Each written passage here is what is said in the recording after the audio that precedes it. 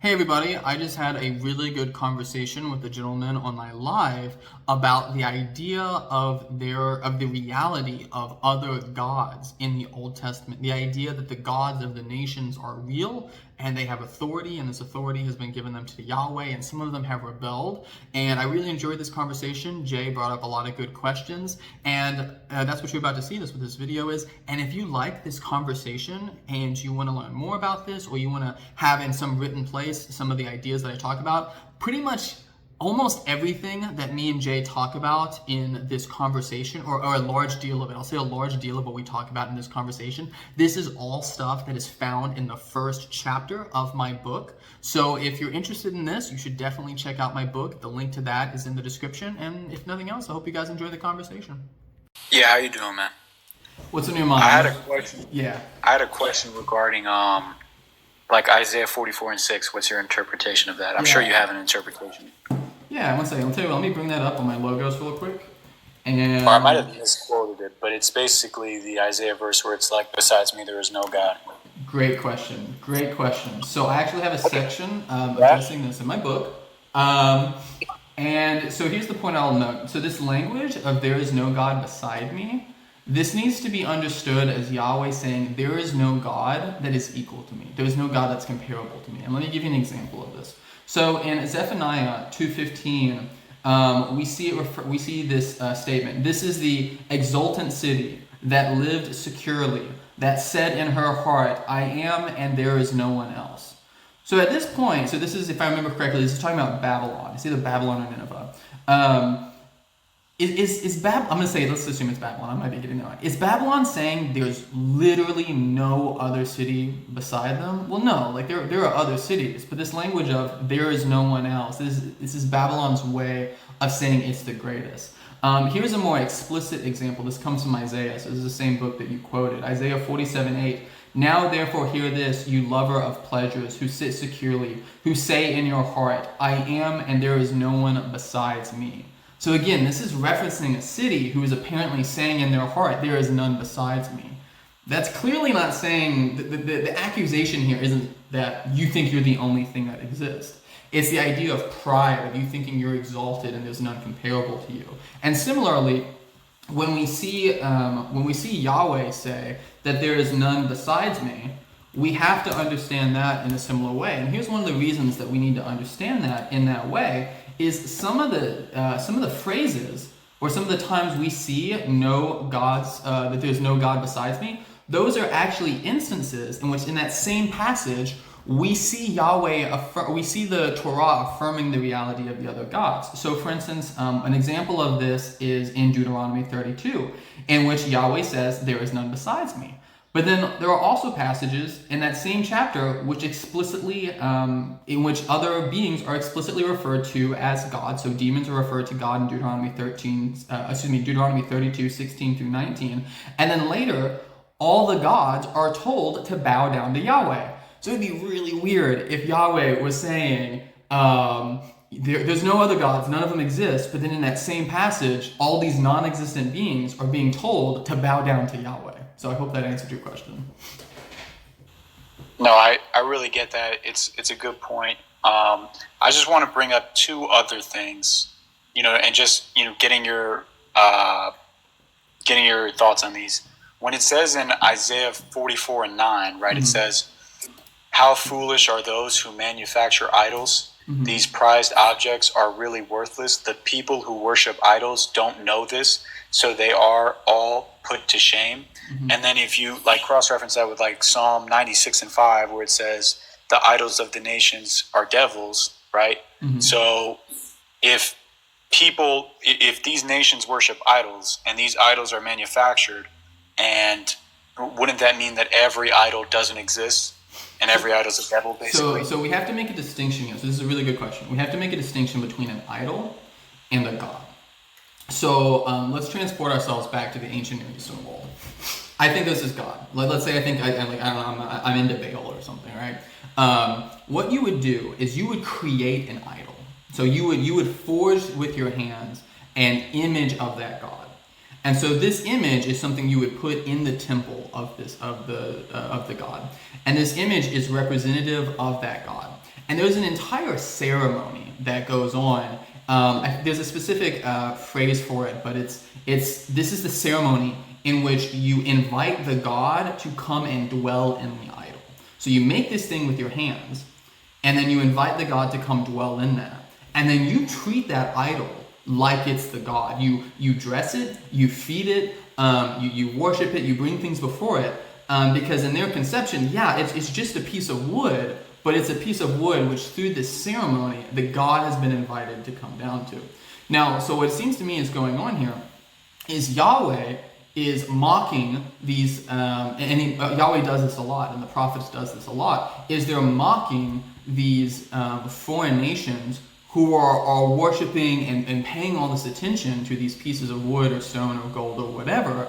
And one of the points that Yahweh makes is these things are powerless. And so these things, they're not controlling the weather. They're not doing these things that they say they're going to do. And this is actually one of the taunts that Yahweh has for the other gods. And it comes up in Isaiah where Yahweh says something along the lines of, I speak and it happens. I proclaim things before it happens. And Yahweh is challenging the other gods. You say what's going to happen and then make it happen like I do.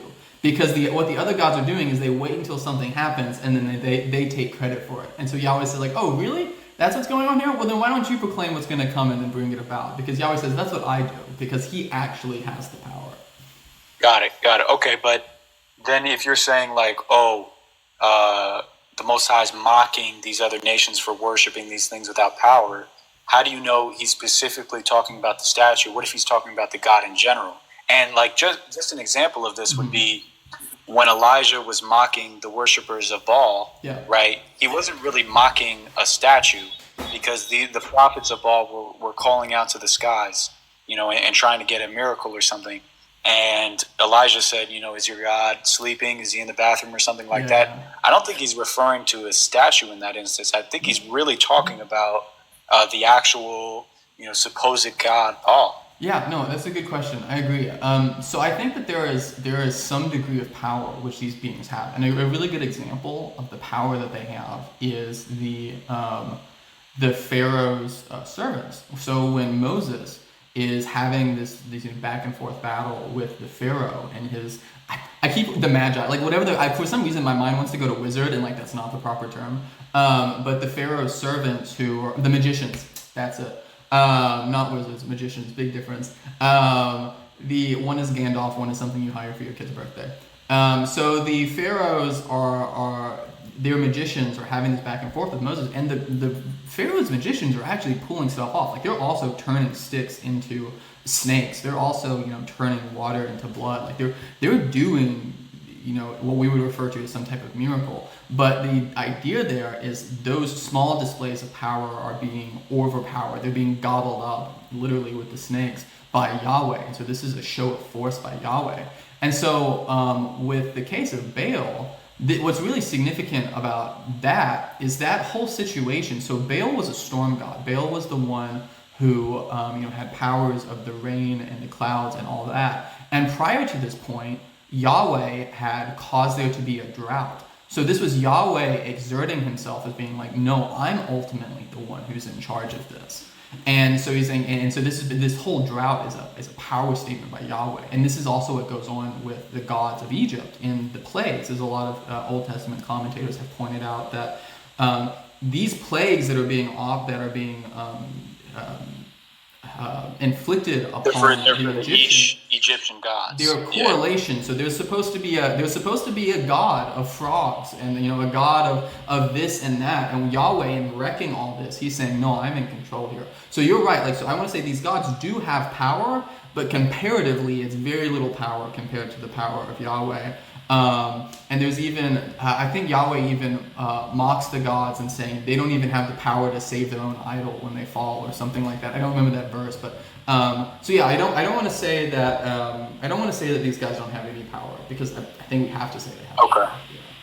But to my memory, right? I don't have it in front of me, but I always remembered reading, that story you were talking about with the magicians in Egypt, as it was just sleight of hand, right?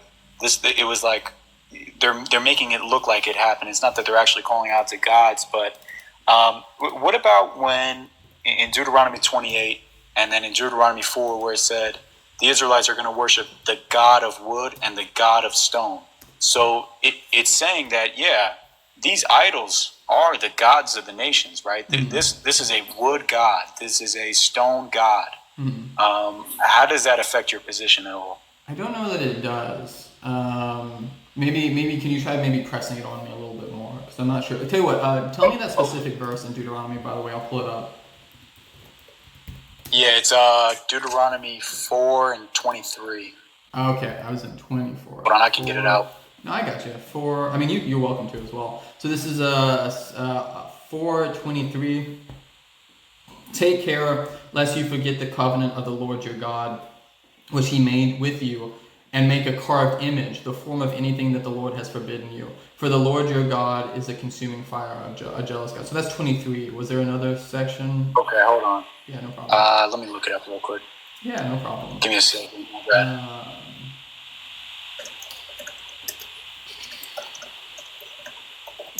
Alright, so while you do that, I'm gonna look and see what it's 4:28 and 28:64. Okay, so let's start with 4:28 then. And the Lord will scatter you, and the Lord will drive you. And there you will serve gods of wood and stone, the work of human hands, that neither see, nor hear, nor eat, nor smell. So this is saying, it seems like in the context here, the Israelites, they're going to go astray. So that's what's happening before this section. Is if you go astray and you do these idols, Yahweh says, starting in verse 26, I will call heaven and earth to witness against you today that you will soon utterly perish from the land that you're going over the Jordan to possess. You will not live long in it, but will be utterly destroyed. And the Lord will scatter you among the peoples, and you will be left few in number among the nations where the Lord will drive you.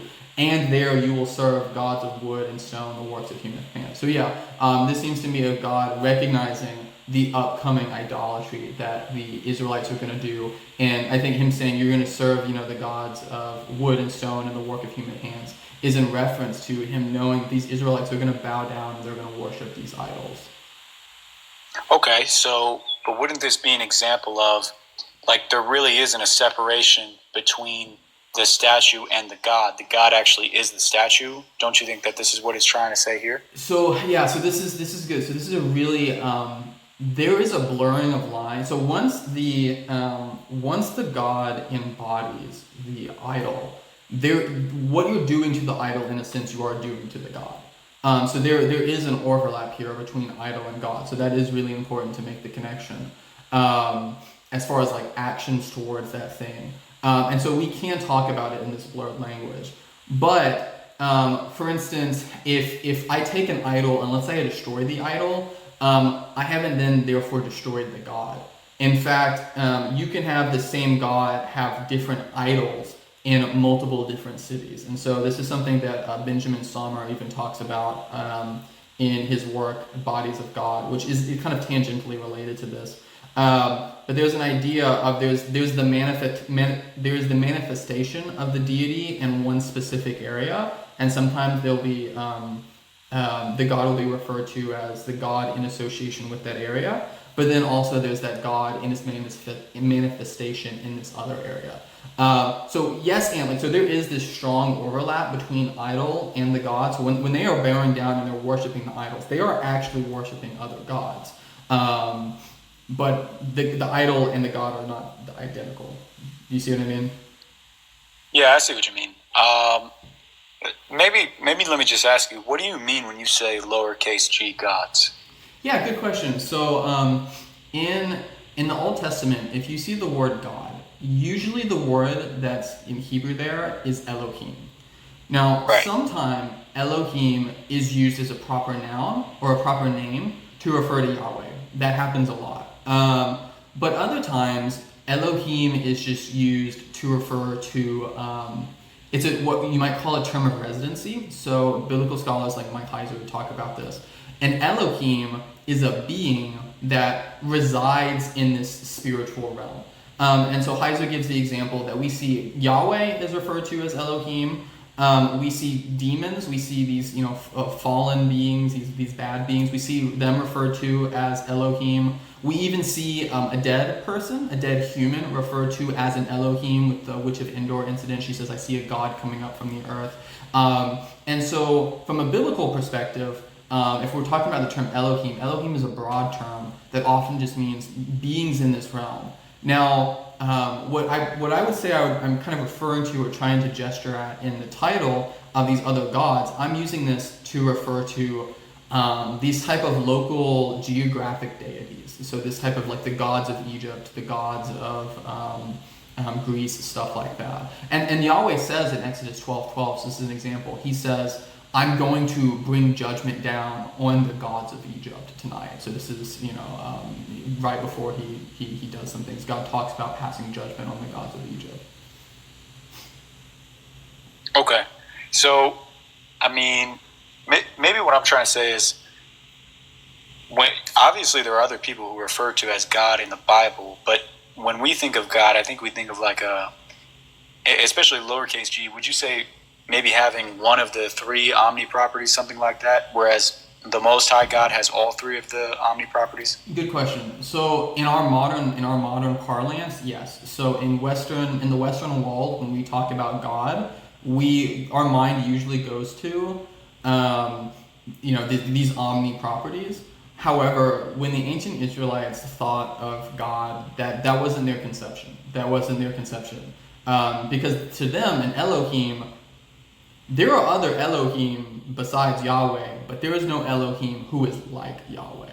You see this distinction there? And so to me, what I want to do is, if we're going to have this language about gods, I want to kind of break that tendency we have as Westerners to think, the word's G-O-D, and then it goes to this, like these omni properties. And I want to say, okay, listen, this is how the ancient Israelites were thinking about this, and go with that. Okay, so I'm just going to read this definition real quick, and tell me if this is what you're thinking of when you say gods in the title. A superhuman being or spirit worshipped as having power over nature or human fortunes.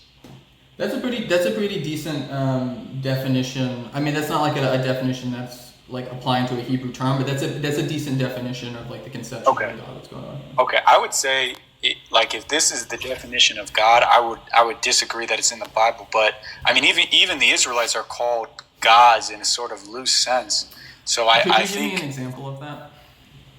It's Psalm 82.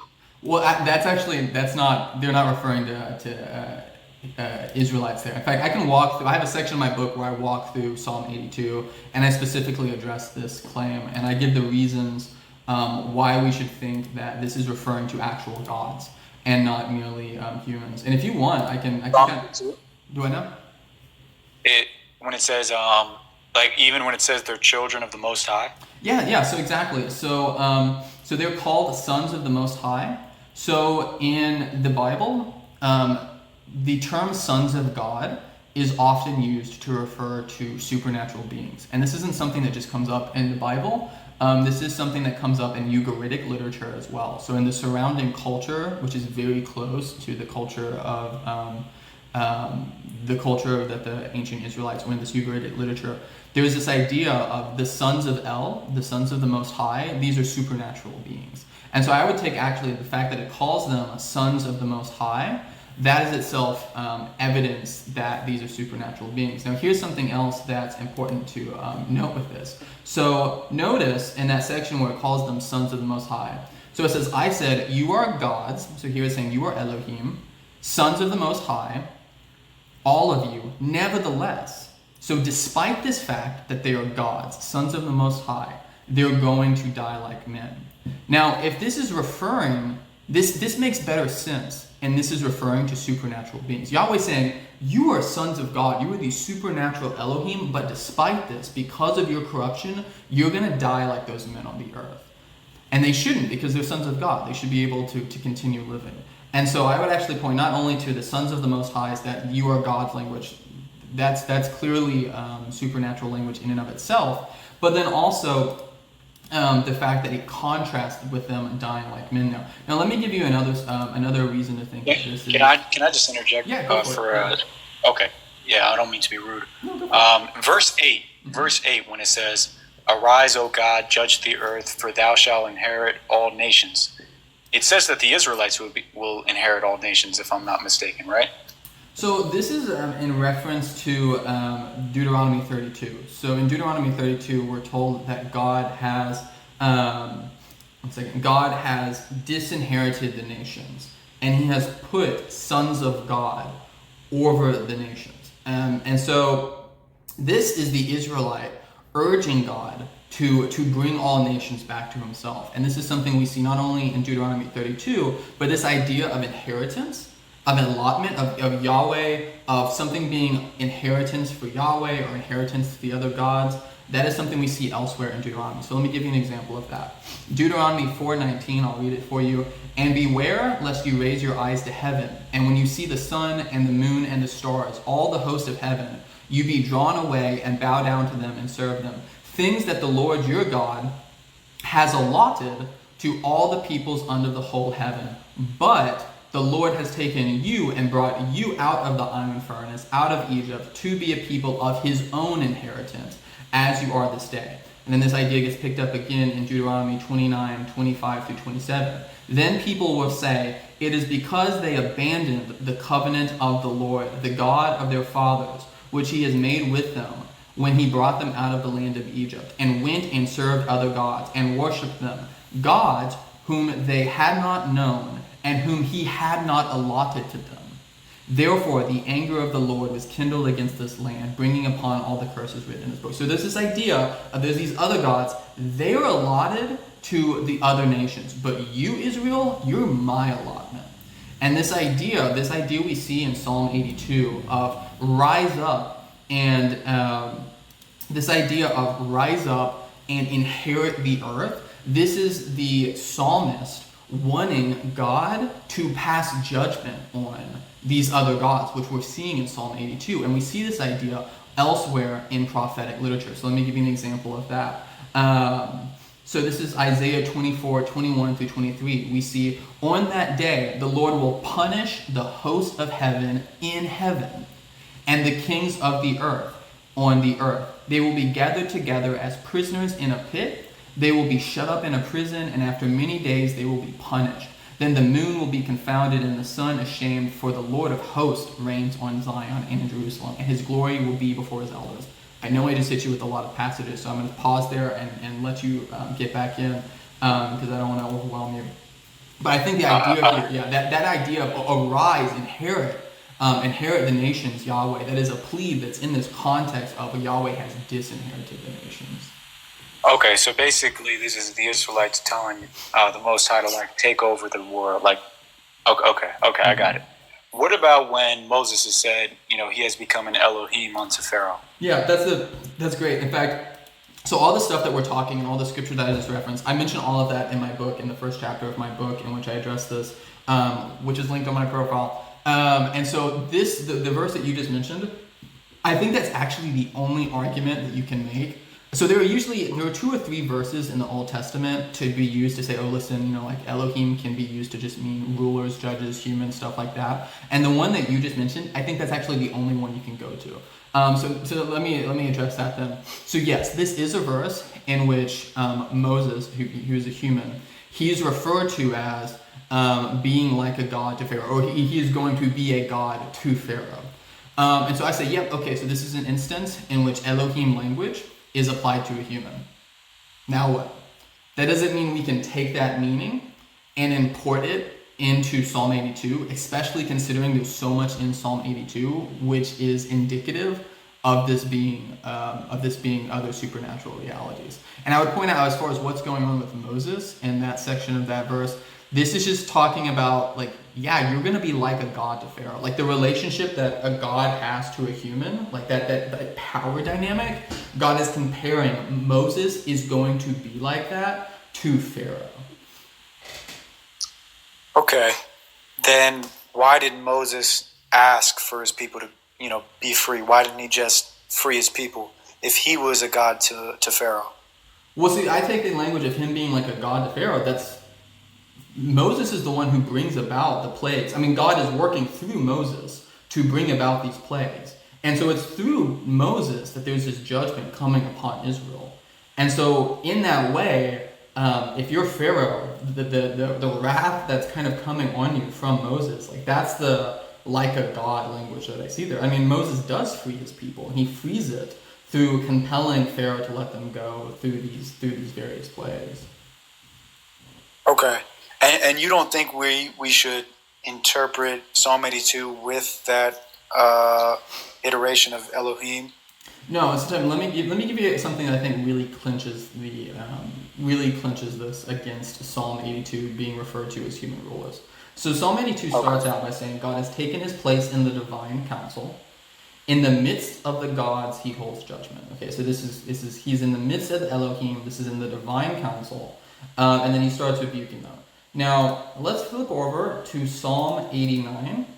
Let the heavens praise your wonders, O Lord, your faithfulness in the assembly of the holy ones. Okay, so there's an assembly of the holy ones. For who in the skies can be compared to the Lord? Who among the heavenly beings is like the Lord? A God greatly to be feared in the council of the holy ones, and awesome above all those who are around him. So Psalm 89 locates this assembly of the holy ones, this assembly of the gods as in the sky. And so Psalm 82 is also referencing this assembly of the gods, this assembly that Yahweh is in.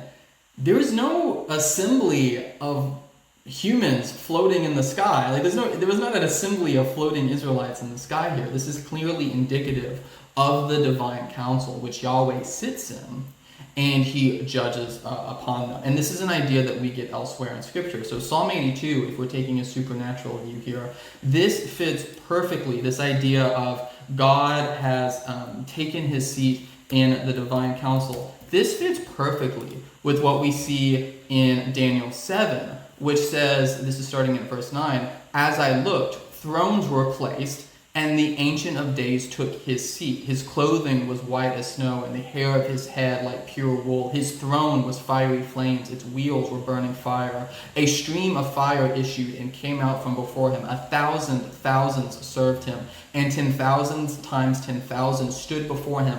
The court set in judgment, and the books were open.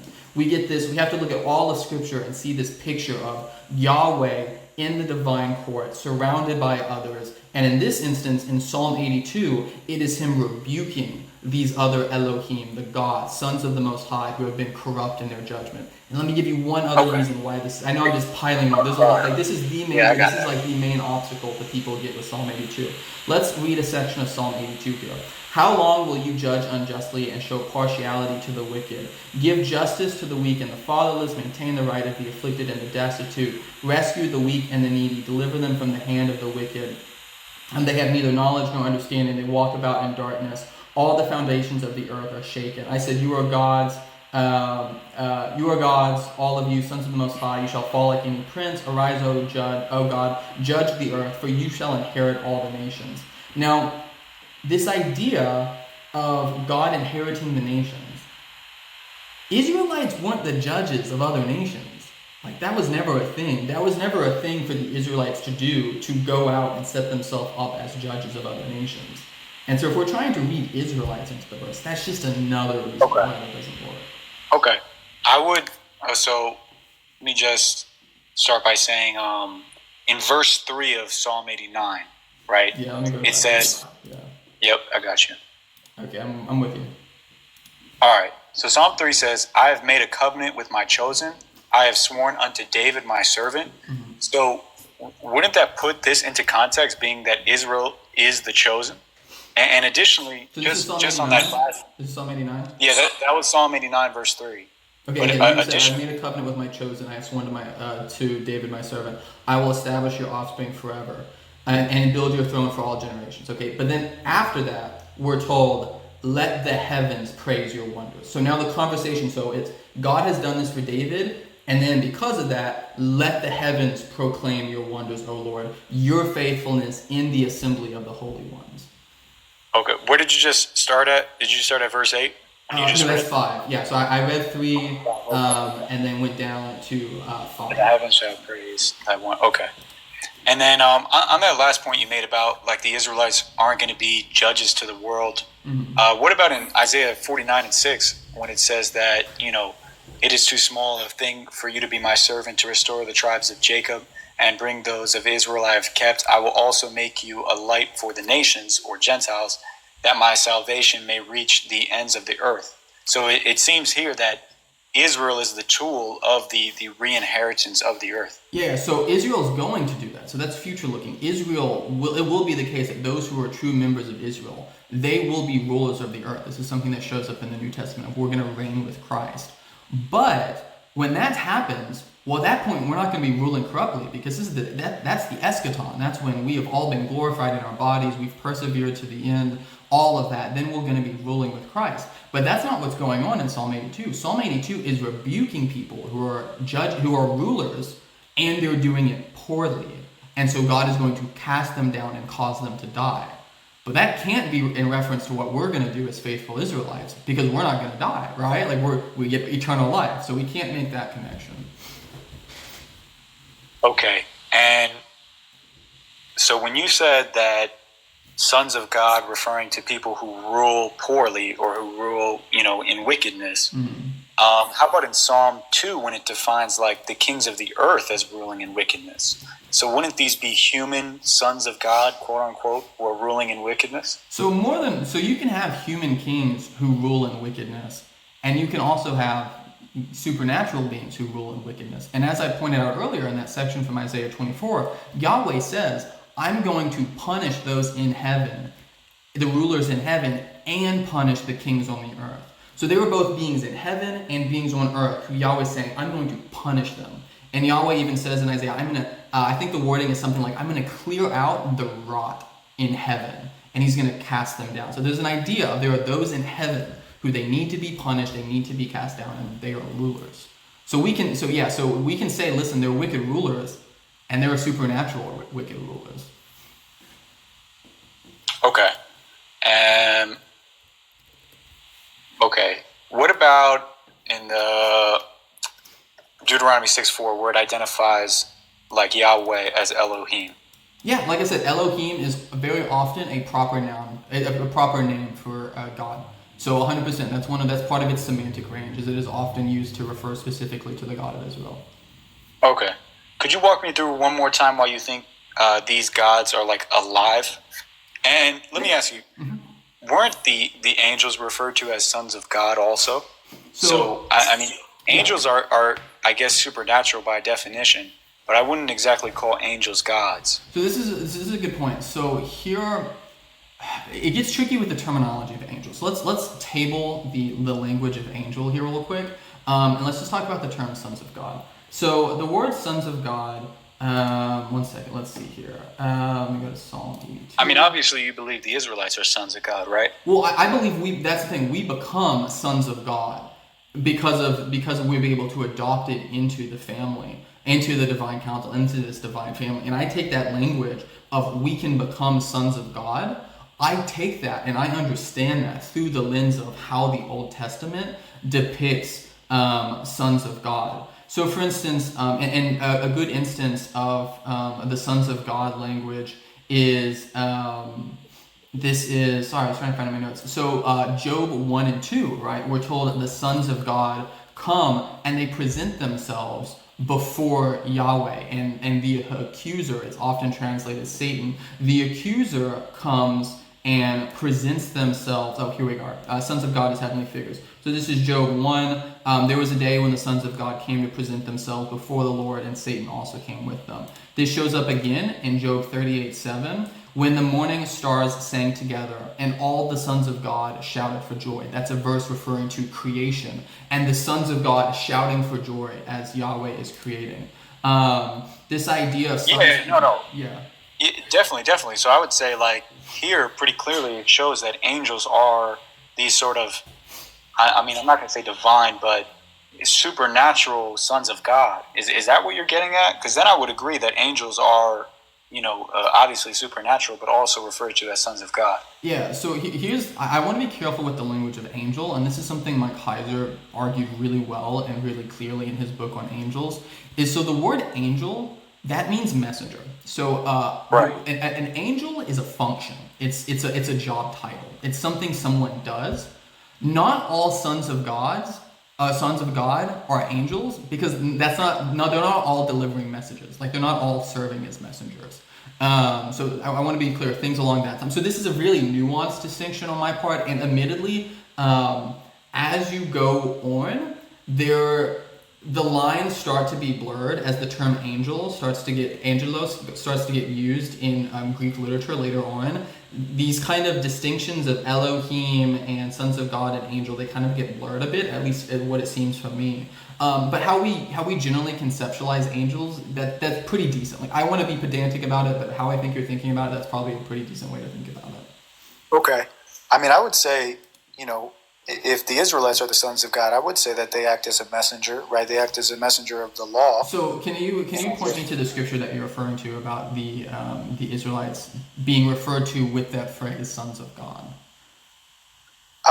Well, it says Israel is my firstborn, right? Yeah, and so there is sonship. There's sonship idea there, but we have to be careful about how we use phrases. So let me give an example.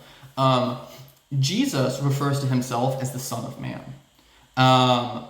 Now, if we ask who is the Son of Man, what we should go to is Jesus, or also the Son of Man as is depicted in Daniel 7, because that phrase, Son of Man, that comes to be associated with this kind of divine-like figure that's depicted in Daniel 7. And similarly, when we see a phrase, and so it wouldn't be right for me to go along and be like, I'm the Son of Man. I'm the Son of Man. Why? Well, I'm son of my dad. My dad was, David. He was a man. Therefore, I'm the Son of Man. It's like, okay. I would. Do you see what I'm pointing out here? We need to be careful about the phrases. These are epithets that are sometimes being used, or phrases that are being used to refer to the divine.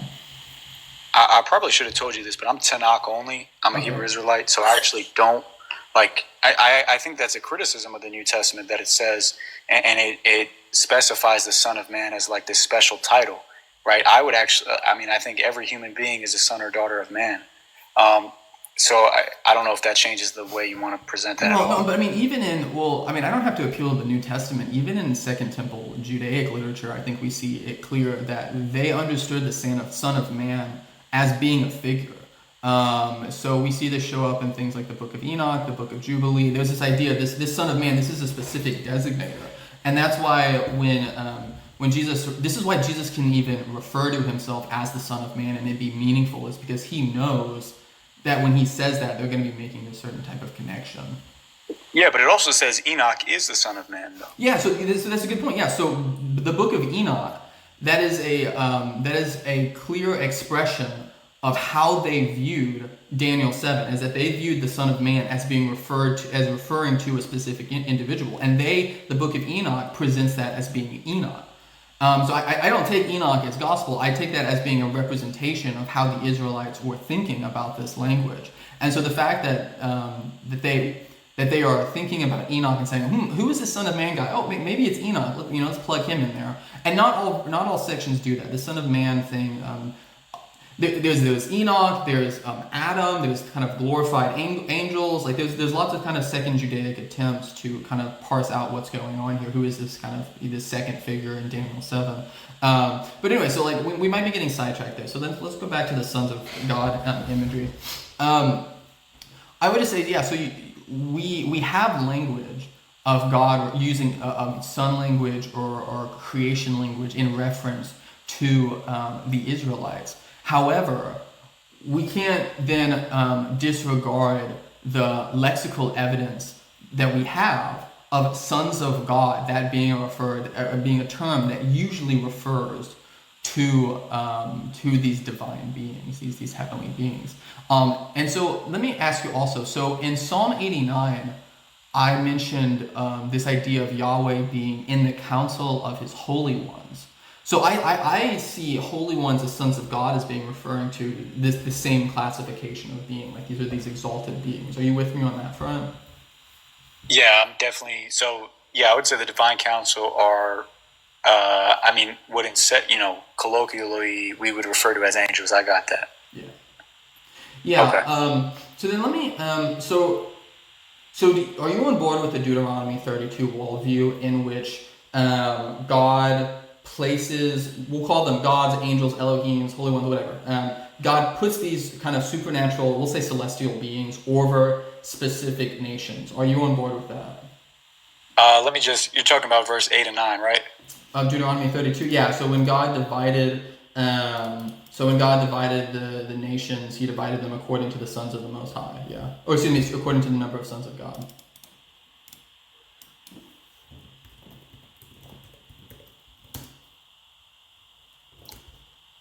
So, right here, I'm reading, when the Most High divided to the nations their inheritance, when he separated the sons of Adam, he set the bounds of the people according to the number of children of Israel. Yeah, so that's a mistranslation. So I talk about this in my book. So the Masoretic text, so when it comes to textual variants surrounding that section in Deuteronomy 32, there are some traditions. The Masoretic text reads that as sons of Israel. However, I make a small footnote of this in my book that Mike Heiser has a good paper arguing for why sons of God should be preferred there. Put simply, sons of God is attested to in the Dead Sea Scrolls, which is earlier than the Masoretic text, and it's also attested to in the Greek Septuagint, because the Greek Septuagint translates this as according to the angels of God. So this is the idea. This is why I said before we start to see this blurring between sons of God language and angel language, is because when the Greek Septuagint translates this, they actually say according to the angels of God or something like that. But both the Greek Septuagint and the Dead Sea Scrolls, whether it's sons of God or according to the angels of God, those both support a supernatural reading of what's going on here. And so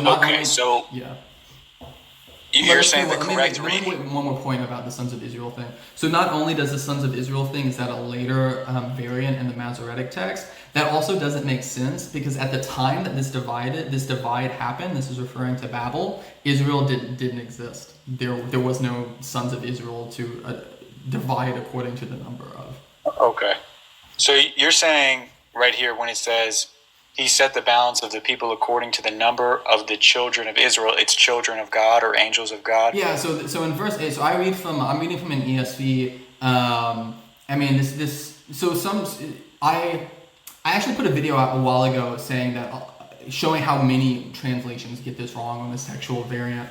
So in ESV in Deuteronomy 32:8, it says, when the Most High gave to the nations their inheritance, when he divided mankind, he fixed the borders of the people according to the number of the sons of God. But the Lord's portion is his people, Jacob his allotted heritage. And so this idea here of God dividing up according to the number of sons of God, this is an idea that doesn't just show up in the Israelite literature. This also shows up in Ugaritic literature. So this is an idea of, I don't agree with Dan McClellan a lot. Dan McClellan talks about this, and he notes that in, I think it's Ugaritic literature, there's this idea of El divides up the nations according to the number of the sons of God. What's the number of the sons of God? Something around like 70. And so this has this understanding I'm proposing. It has not just attestation in how we cash out this verse, but the way I'm translating it and understanding it, it's also representative of how other traditions in that culture understood what the Most High God did there. Yeah, I know. We kind of moved on from this, but I did want to touch on this thing when it says when he separated the sons of Adam, right? Mm-hmm. Obviously, the word for man is Adam, right? So I mean, isn't this a clear iteration of the son of Adam or the son of man being just anybody who is a human being? Is this in verse 8? Yeah, it's verse 8. He divided mankind. That's what he did. Divide mankind at the Tower of Babel, right? So mankind was divided, and he did that. He fixed the borders of the peoples according to the numbers of the sons of God. And then after that, we're told that the Lord took Jacob as his allotted heritage. And as I pointed out in this section I quoted earlier from Deuteronomy 24 and 29, whereas God takes Israel as his allotted heritage, he says that these other gods were not allotted to Israel. These other beings, they were allotted to the nations. Okay. So, okay. Can I give you another verse that may help? You said you're. Angels are. Yeah, go ahead. Angels are definitely referred to as sons of God. Yeah. So, but I'm still like, Are you saying that the gods of other nations are angels? I'm saying the God. Well, so again, I with how you're thinking about it, sure. I really want to be pedantic with how we use the word angel, but that conception you have of what an angel is, like this celestial being. Oops, did I just lose connection? Sorry, one No, I'm second. still here. Something just popped up on my thing and said I have to verify in order to continue the live. That's really okay. We're good to go. Sorry. So I would say that these sons of God are celestial beings. Because again, I just want to be really pedantic about like angel language and what makes an angel an angel. But with how you're thinking about it, yeah.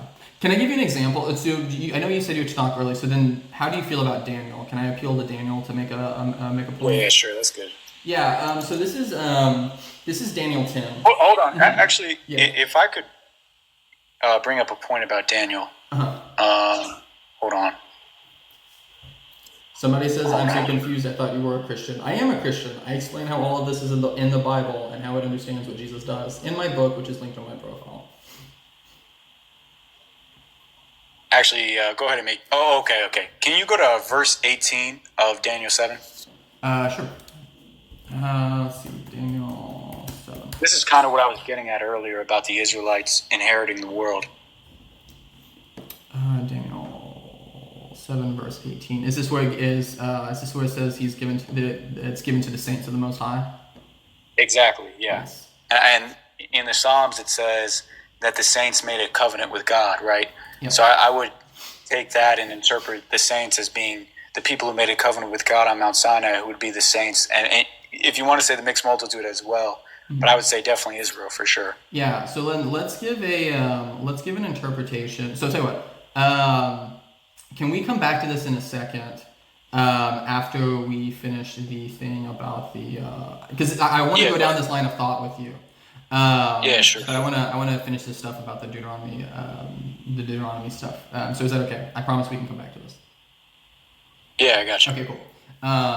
So this is Daniel 10, verse 12 through 14. So again, remember my position is that when God divided the earth, he kind of put these celestial or supernatural beings, call them gods, angels, whatever. He put them over the nations, and he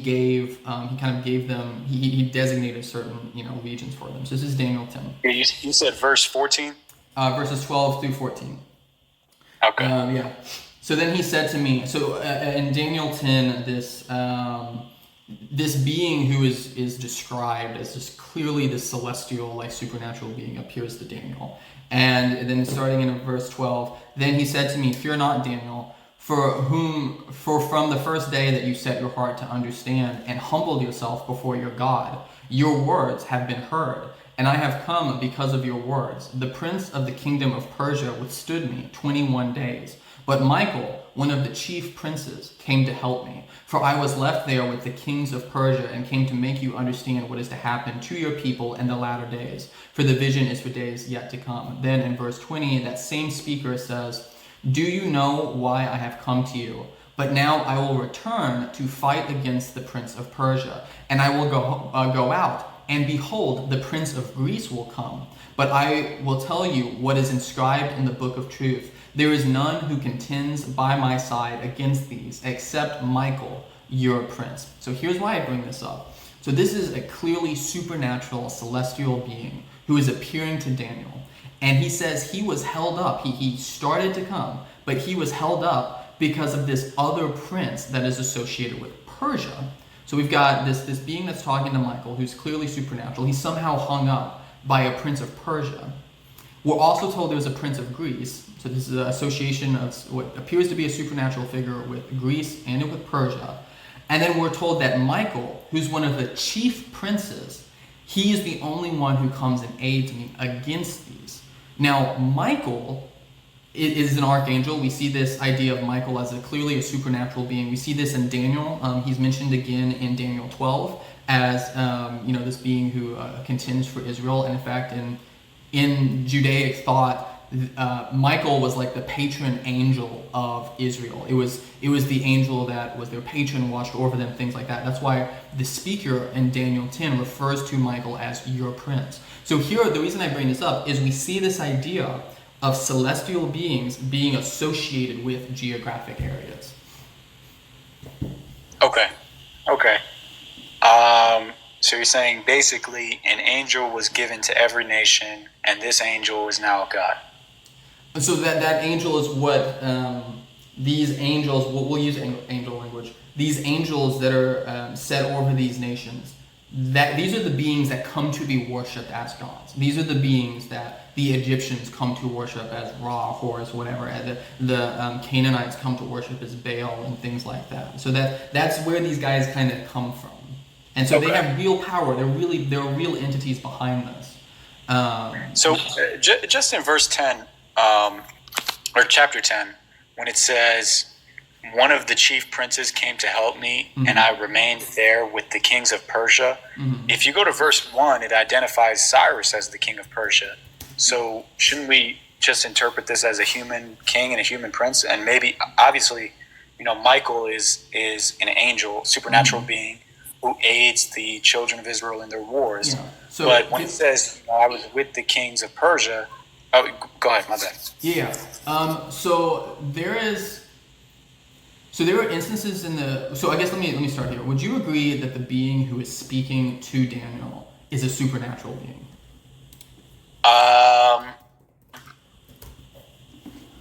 Hypothetically, yes. I genuinely would have to read it a few more times over to be sure. Yeah. Okay. Tell you what. Let's start. Let's start with. No. I'll say yes. Yeah, I'll say yes. Yet I heard a voice of his words, and when I heard the voice of his words, then I was deep sleep on my face, and my face toward the ground. Okay. Yeah, I'll say this was a supernatural being, angel. Just to use that word. We'll use angel to make things simpler. So this is an angel, and he's saying, I set out to come to you from the moment that you set your heart toward God. But the prince of the kingdom of Persia withstood me 21 days. If this is an angel of God, and how is this angel described in the verse before this? It says, I lifted up my eyes, and I looked, and I behold a man in linen with a belt of fine gold from Uphaz around his waist. His body was like beryl, his face like the appearance of lightning, his eyes like flaming torches, his arms and legs like the gleam of burnished bronze, and the sound of his words like the sound of a multitude. How is this being, if he's on a message to Daniel, how is some mere human gonna stop this guy? Well, I mean, it also says in Daniel. Do you think Daniel 7 is a supernatural being as well? I think in Daniel 7 we see into the divine council scene. Okay. Yeah. Well, in Daniel 7 it says he looks like the Son of Man, right? Yeah. So angels could look like the sons of men. Yeah, I agree. So for instance, I think this instance, and hot take, I think this figure who is speaking in Daniel 10, I think this is Jesus. I think this is a pre-incarnate Jesus. And I think that we also, the Son of Man in Daniel 7, I think that's Jesus. So I'm not denying that angels can look like guys, look like dudes. But now let me go back and answer your question. But wait a second. We see normal guys described as kings or described as princes or things like that. We do see that. But there's this idea in Scripture of behind these kings, behind these princes of the world, there are also these supernatural beings. So for instance, let me give you an example of this. So this is in Ezekiel 28, and I'm going to start at verse 11. So this is an example of the blurring of talking about these human figures and talking about these kind of celestial beings who stand behind them, which is what I'm saying. Which is that definitely, angels exist. Angels are supernatural. So if that was your point, I definitely agree that angels exist and angels are supernatural. Yeah, but no, my point is that we can't just ignore the fact that we see some human kings referred to as kings. That can't undercut our justification for understanding the prince of the kingdom of Persia in Daniel 10 as referring not to a mere human, because Yahweh is referred to as a king. Like lots of different rulers are referred to with king and prince language. We have to look at how they're described. Right. Yeah. But we also established that angels can look like humans. Yeah. So even if I said these are two angels fighting, but they look like humans, I still don't know how you make the connection from angels look like humans, now they're worshipped as gods. But no, but wait, no. So what my point is that. So wait, are you? It seems like you're agreeing with me that in Daniel 10, the guy who was speaking to him, the man in the white linen clothes, you're agreeing he was held up by a supernatural figure. You're just saying this supernatural figure looked like a man. Yeah, just like in Daniel 7. But then that supernatural figure is referred to as the prince of the kingdom of Persia. Right, and a prince is lower than a king, which means that the prince of Persia is just a servant of the king of Persia. Well, not quite. So this gets into some tricky aspects of the language regarding princes and principalities. So when we think of prince, we think of it as like, oh, a prince is just a son of a king. But in the ancient world, the language of principalities. One second, I'm sorry. I was going to see if I can. This is verse. Not necessarily son, but servant. Yeah. So he's definitely beneath. Like, you're not trying to say a prince? This prince is above the king, right? No, I'm saying this prince because it's the prince of the kingdom of Persia, and then he says, "I will go back to fight the kings of Persia." So I can say there's kings of Persia who are human, but there's this prince who is over the kingdom of Persia. Because there's an idea of there's a prince who's over Greece. There's a prince who's over Israel, who's Michael, who we know is a supernatural figure. There's a prince who's over Persia.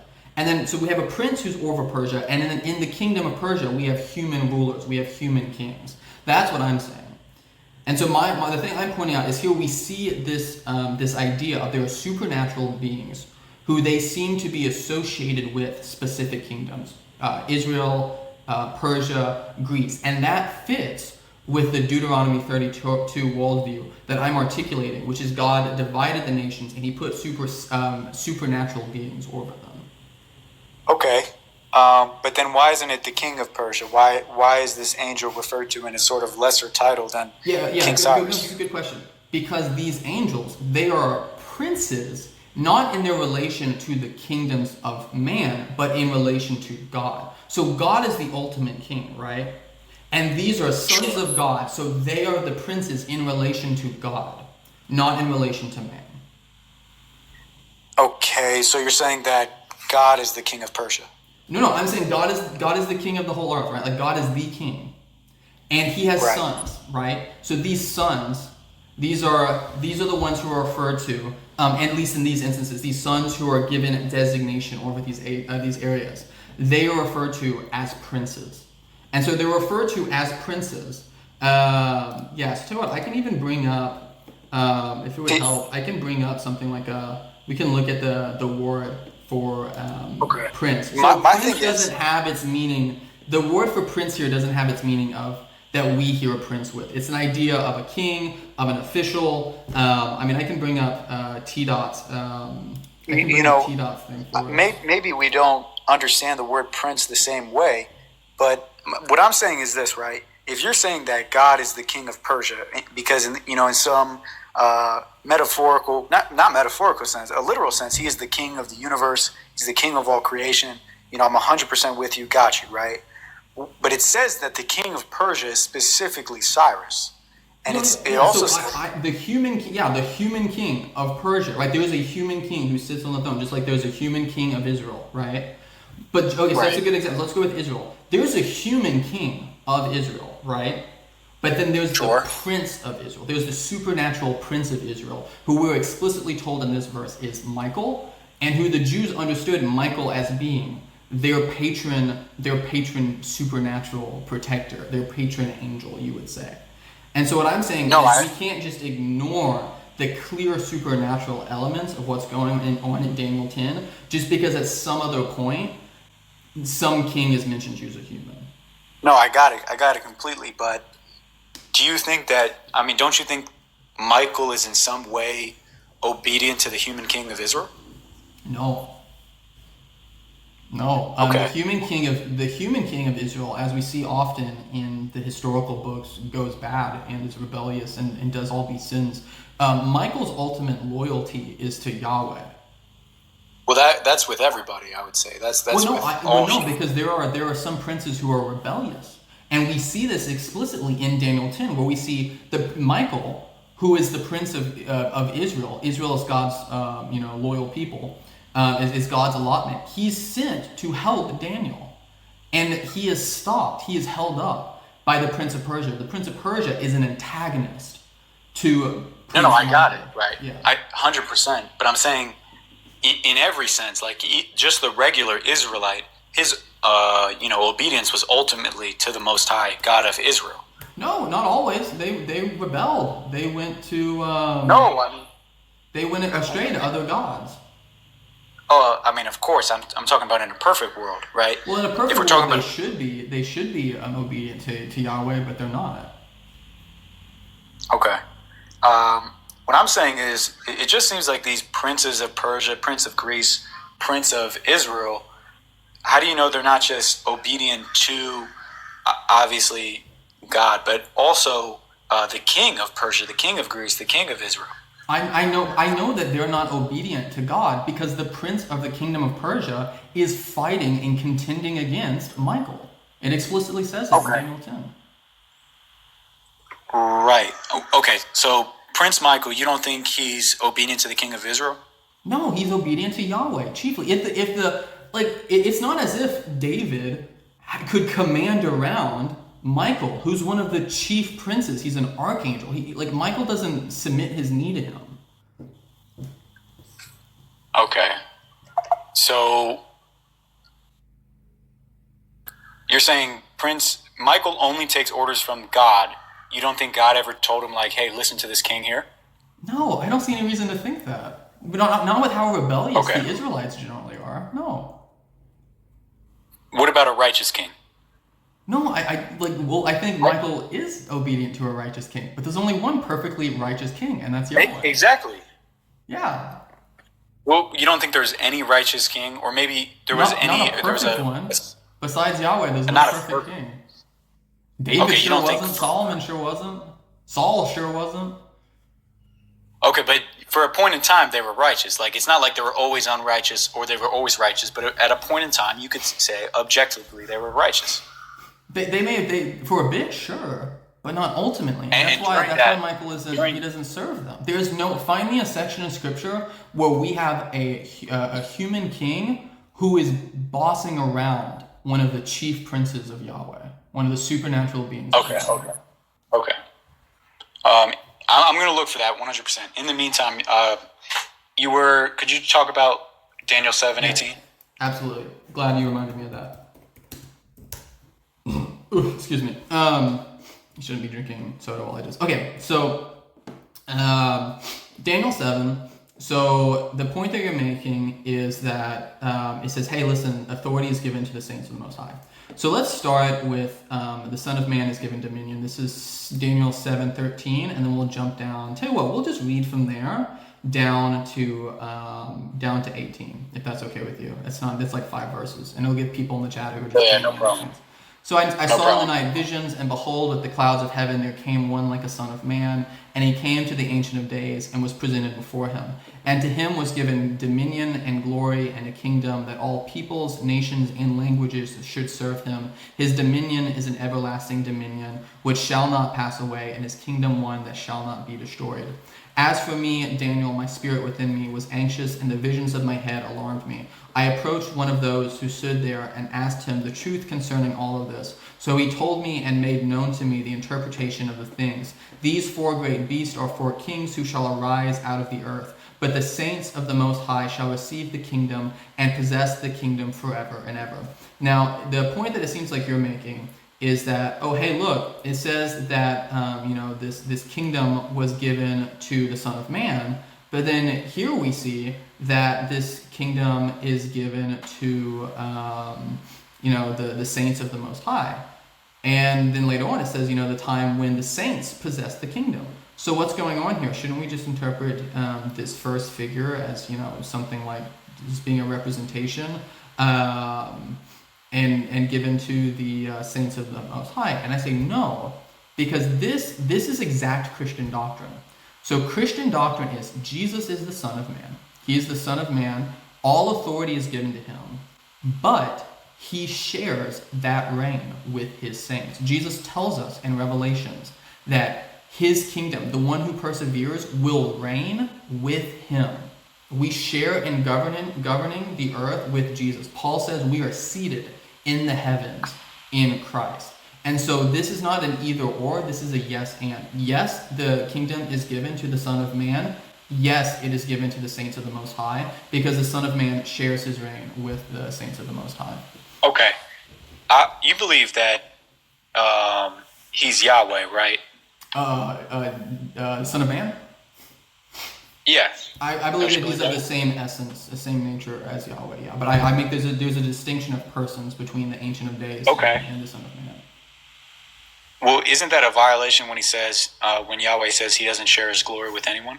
Well, see, that's the thing that's interesting, is the Son of Man is not a distinct person from Yahweh. Excuse me, it's not a distinct God, excuse me, sorry. It's not a distinct, separate person. Like, the Son of Man is Yahweh. So, like, they're the same essence. The way I articulate this in my doctrine of the Trinity is they're the same soul. And so when Yahweh says he's not going to share his glory with another, and then we see the idea that Jesus shares the glory of the Father.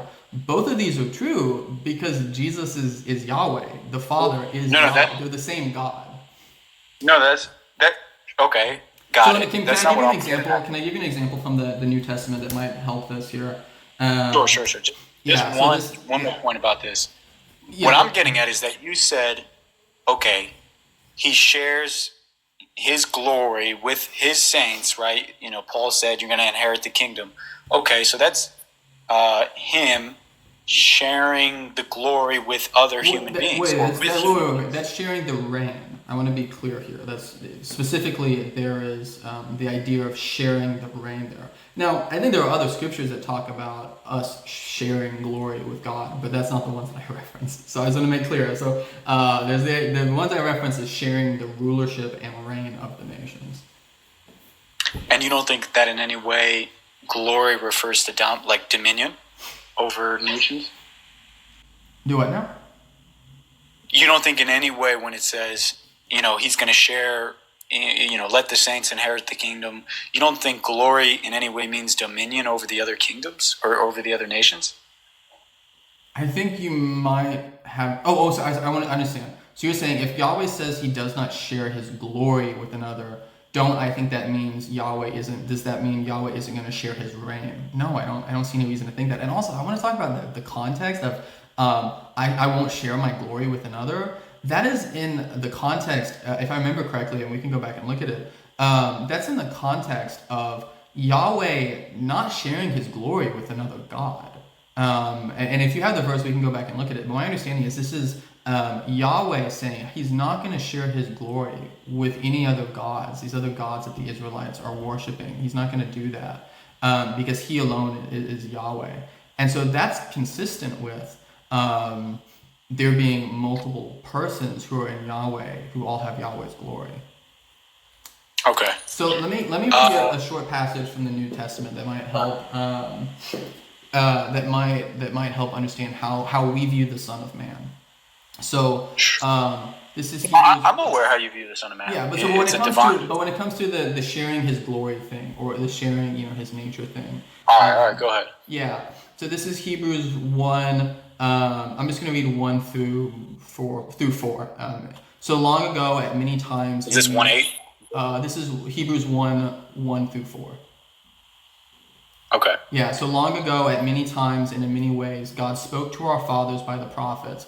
But in these last days, he has spoken to us by his Son, whom he appointed the heir of all things, through whom he created the world. He is the radiance of the glory of God and the exact imprint of his nature.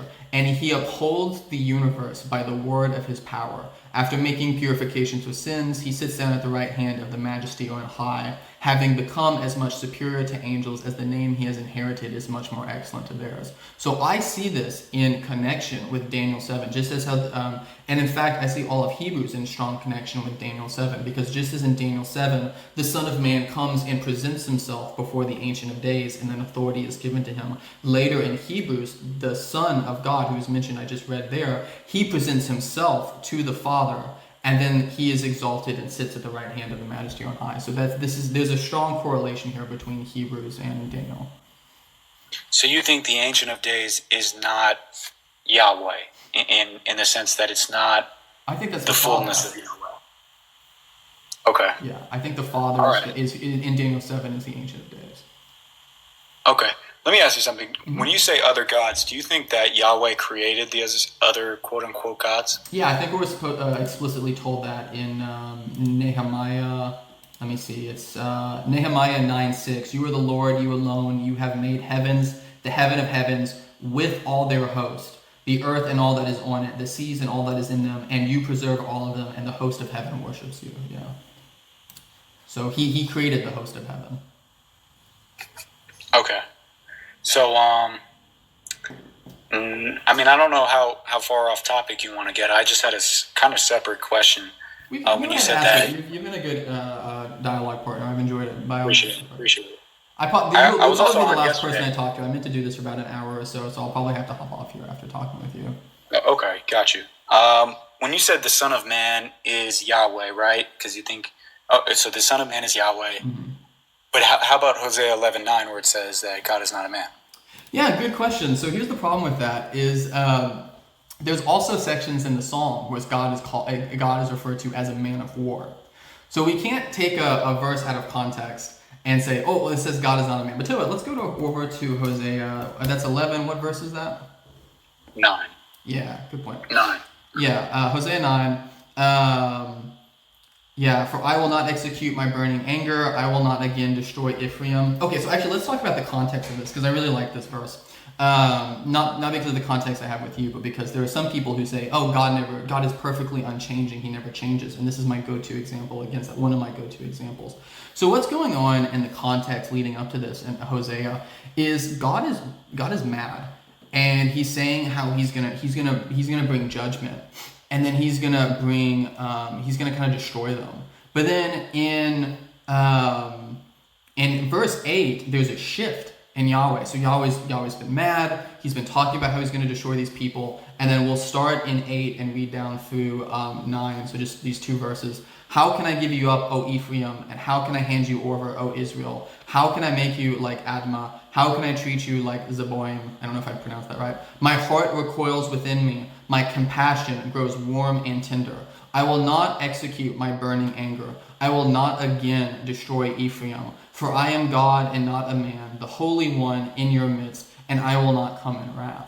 So the reason I read this in context here is what God is saying is he's like, listen, I'm not like a man who's gonna, be fickle in my promise and destroy it and break this covenant I've made with Israel. I'm not a man who has to, who's just not gonna be compassionate and destroy you all. So there's a distinction of what man is like and what God is like here. This is not a statement by Yahweh that at no point will he ever choose to become a man. And that's the second point I would make here, is even if I took this as just being a straightforward statement of, okay, God is saying I'm in no way, shape, or form a man right now. This was written before Jesus. This was written before God became a man. And so I could take a really strong literalistic reading of this and be like, okay, great, it still doesn't contradict the Bible. And then I would just, like I said, I would point that it's one of the Psalms where God is referred to as a man of war.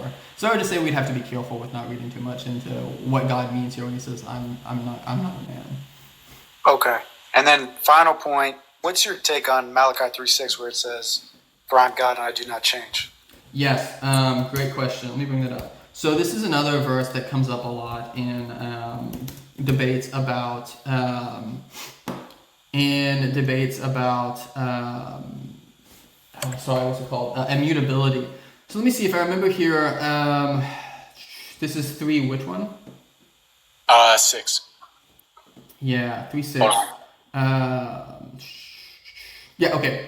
So, for I, the Lord, do not change, therefore you, O children of Jacob, are not consumed. Now, here's the problem if we take this in a strong immutability sense. Let's read the next verses.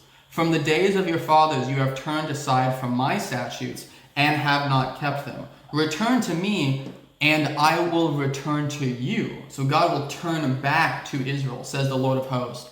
So there's an idea here of, for I, the Lord, do not change. This is a statement about God's steadfastness to his covenant and him being faithful to his people. This can't be God does not change in a strong sense, like how strong proponents of immutability take it. Because the verse after this, God explicitly says, if you turn to me, I'm going to turn to you. And in fact, I even talk about this.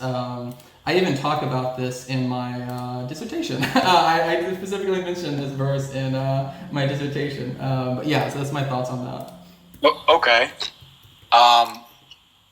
But he always calls Israel back to the commandments. He always calls Israel back to the covenants. He always tells them to obey the law. So I just think that when it says, return unto me and I will return unto you, I don't think that's a change, because a change in what? So it's not a change in his character. It's not a change in his steadfast character, but it's a change in his disposition towards Israel. But it's based on their repentance, though. Yeah, so if they repent, God will turn back to them, because God's always there wanting them to turn back. So if you ask me, does God change? I'm going to say God doesn't change in his perfect character. God's always good. But if you mean God doesn't change in any sense, like there's never, God's in one state and then he's in another. Maybe he has one property here and then he doesn't have that property there. That can't be the case, because that isn't what Malachi said. Malachi has the idea that God is currently not turned towards Israel, but if they return to him, then he will return to them. So he'll turn back to them and not consume them, things like that. And that's an idea that shows up in other scriptures as well. There's this idea of God saying things like, I was angry, but you made my anger worse. So there's an idea of there can be change in God in the sense of his emotional state or the things that he's doing, the things that he has done. But the thing that's not changing here in Malachi is his steadfastness to his people. He's not fickle. And it's because he's not fickle, Therefore you, O children of Jacob, are not consumed. He's not going to give up on them because he's not fickle and changing. He's not going to go against his covenant and his promise he's made with them. Okay. I know I said that was the last point, but you did ask me to look for like a verse when it talks about Michael in a certain sense. Mm-hmm. So this is the book of Daniel, chapter 12. Yep. Yeah. This is, if I remember correctly, this is the only other verse in the Old Testament that talks about Michael. Okay. So I'm just going to read verse 1. Mm-hmm. And at that time shall Michael stand up, the great prince, which standeth for the children of thy people. Mm-hmm. And there shall be a time of trouble, such as never was since there was a nation, even to that same time. And at that time thy people shall be delivered, every one that shall be found written in the book. So just focusing on the language where it says, mm-hmm. which standeth for the children of thy people. I mean, you know, if you do something for somebody, isn't that servitude? Isn't that obedience? Well, sure, in a sense. So, for instance, I would say also, my translation is that the great prince who has charge of your people. So there's this idea of, Michael is responsible in some sense for Israel. Like, Michael is their patron angel. He's protecting them. He has charge over them. He's watching over them. So it's like if I hired a bodyguard, this is maybe a better analogy. If I hired a bodyguard to watch over my daughter, and I'm the one who gives the orders to my bodyguards, but he's still serving my daughter. And so he's taking orders from me. So if my daughter says, I want to go to this rave in the ghetto, leave me alone. If I've given contrary orders, the bodyguard better not be like, okay, well, you say so, I'll be in the car. Like, no, if he's my servant first and foremost, then he's gonna say, no, my allegiance is to me, the guy who's writing the check, and he's gonna follow my commands. And similarly, Michael is the bodyguard, so to speak, of the people of Israel. He's the one who has charge over them, and so his loyalty is to Yahweh. Got it. And obviously, right, if the daughter said, she wanted to go somewhere where she shouldn't, Michael would obey God and not the daughter. But if the daughter, agreed with the father, then Michael would be serving her. Michael would be obedient to her in a certain sense. So it's only when there's... Yeah, so there's definitely servanthood here in the idea of, like, Michael does things for Israel. Like, if there are guardian angels, and this is the idea that I think is supposed to be present with the idea of these, when the gods are split off and they're put over these nations, they're supposed to be serving the nations. They're supposed to be serving as shepherds and guiding them back to Yahweh. So there's supposed to be a servanthood thing here. Maybe another example is my public leader in my city. They're supposed to be serving me. They're supposed to be, doing things to help me out and watching over me and passing policy for my good. But that doesn't mean I can go order my mayor to do whatever I want. Like they're not beholden to me in that sense. Okay. I mean, kind of, right? Because you elect the mayor. I mean, it might not be a one-to-one analogy, but listen, I appreciate it. Have a good night, man. Thanks. Hey, please check out my book. I think you'll find a lot of the stuff we've talked about in here today. It's in that book. If you have Kindle Unlimited, it's free, so it wouldn't even cost you anything. And it's linked on my profile. If nothing else, I think it might help you see where I'm coming from with some of the God stuff. Okay. All right. Have a good one. Take it easy, man. Okay, thank you for everyone who's hung out with us today. If you're interested in the stuff we've talked about, if you click on my profile, I have a link to my book, The Devil's Disbarment, which you can see right up there. I talk about all this in The Devil's Disbarment, and I talk about how all of this plays into what Jesus did for us, how Jesus defeated the rebellious gods, how Jesus liberates us from them, and how we will reign with Christ. Check that out. It's in my book. It's linked on my profile. I think you'll all enjoy it. If you have Kindle Unlimited, it's free, so why not? So anyways, thank you guys for hanging out. I've enjoyed this. I enjoyed my conversation with Jay. Have a good night, everybody.